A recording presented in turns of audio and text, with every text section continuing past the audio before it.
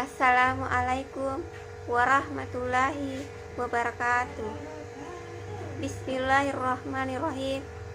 Alhamdulillahirabbil alamin. Wassalatu wassalamu ala asrafil anbiya'i wal mursalin sayyidina Muhammadin wa ala alihi wasahbihi ajmain, amma ba'd. Puji syukur kita panjatkan kehadirat Allah Subhanahu wa ta'ala yang telah memberikan kita nikmat, dan tidak lupa salawat dan salam kepada Nabi Muhammad Sallallahu Alaihi Wasallam.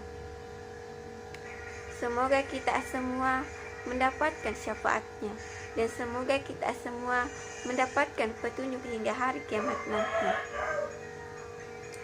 Perkenankanlah saya pada kesempatan ini untuk menyampaikan ceramah yang berjudul Adab Tidur dan Bangun Tidur serta hikmahnya.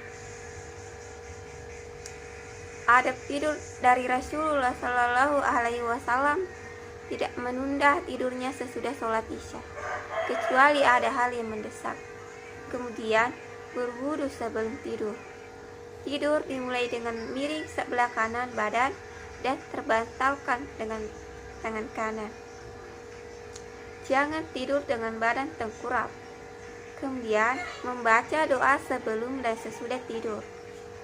Dalam Al-Quran mengatakan, Iza ataita matja'aka fatawaddu wudu'aka lis-sholah.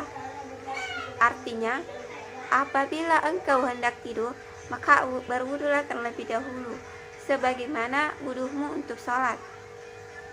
Banyak sekali amalan tidur sebelum tidur yang telah diperhatikan Nabi Muhammad Sallallahu Alaihi Wasallam, dan dianjurkan para ulama supaya tidur dalam keadaan suci lahir dan batin. Di antara adab tidur yang berhubungan dengan kesucian lahir yaitu menggosok gigi. Dari segi kesehatan, kuman akan semakin berkembang pada malam hari saat kita sedang tidur, di mana mulut kita tidak melakukan aktivitas. Ada sahabat Nabi bernama Bara bin Asib mengatakan, Rasulullah menasihatinya, jika engkau hendak mendatangi peraduanmu, hendaklah berwudu dulu sebagaimana wudu hendak sholat. Lalu setelah di tempat tidur, jangan lupa berzikir untuk kesucian batin. Imam Ghazali dalam kitabnya tersebut juga menganjurkan seorang mukmin sebelum matanya terpejam mengingat berbagai dosa dan kesalahan yang dilakukan seharian. Kemudian dia bertobat kepada Allah Subhanahu wa ta'ala serta memohon kepadanya kekuatan untuk tidak mengulanginya lagi. Menurut Aisyah, istri Rasulullah terbiasa membaca istighfar. Rasulullah banyak subhanallah wa bihamdihi astagfirullah wa atubu ilaihi. Artinya, Maha suci Allah dengan segala pujinya, aku memohon ampun kepada Allah sebelum tidur. Di antara zikir lainnya, membaca surat-surat tertentu. Nabi Muhammad setiap malam sebelum mendatangi peraduannya, seperti dituturkan Siti Aisyah, selalu membaca surah Al-Ikhlas, surah Al-Falaq, dan surah An-Nas. Selanjutnya, beliau mengusapkannya ke seluruh tubuh yang biasa beliau jangkau, dimulai dari kepala, wajah, dan bagian depan bagian tubuh beliau.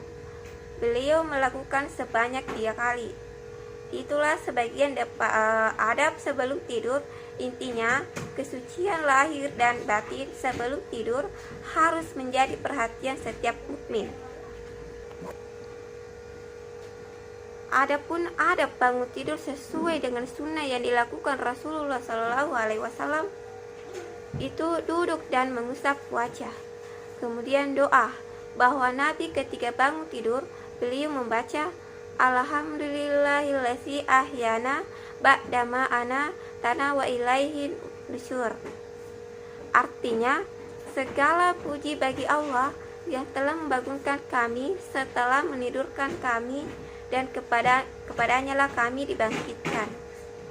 Dengan doa ini, kita sebagai manusia harus lebih banyak bersyukur. Nah, kemudian membaca 10 ayat terakhir surat Al-Imran. Kemudian mencuci tangan. Cuci tanganlah 3 kali karena kita tidak tahu tangan ini dari mana. Kemudian membersihkan hidung. Masukkan air ke hidung 3 kali karena disinilah setan bisa berpangkalan selama kita tidur. Kemudian bersiwak atau menggosok gigi. Setelah itu berwudu, karena setan mengikat tengkuk kepala seorang di antara kalian ketika sedang tidur dengan 3 ikatan. Pada setiap ikatannya, ia mengatakan, malammu masih panjang, teruslah tidur. Maka jika orang tersebut bangun, kemudian ia berzikir kepada Allah, terbukalah 1 ikatan. Kemudian jika ia berwujud, terbukalah 1 ikatan lagi. Kemudian jika ia sholat, maka terbukalah seluruh ikatan. Sehingga dia pun bangun dalam keadaan bersemangat dan baik jiwanya. Namun tidak melakukan demikian, maka ia biasanya akan bangun dalam keadaan buruk jiwanya dan malas. Nah, itu adab bangun tidur sesuai dengan sunnah yang dilakukan Rasulullah Shallallahu Alaihi Wasallam. Demikian ceramah yang dapat saya sampaikan pada kesempatan ini. Semoga dapat bermanfaat bagi kita semua dan dapat kita aplikasikan dalam kehidupan sehari-hari. Lebih dan kurangnya mohon dimaafkan.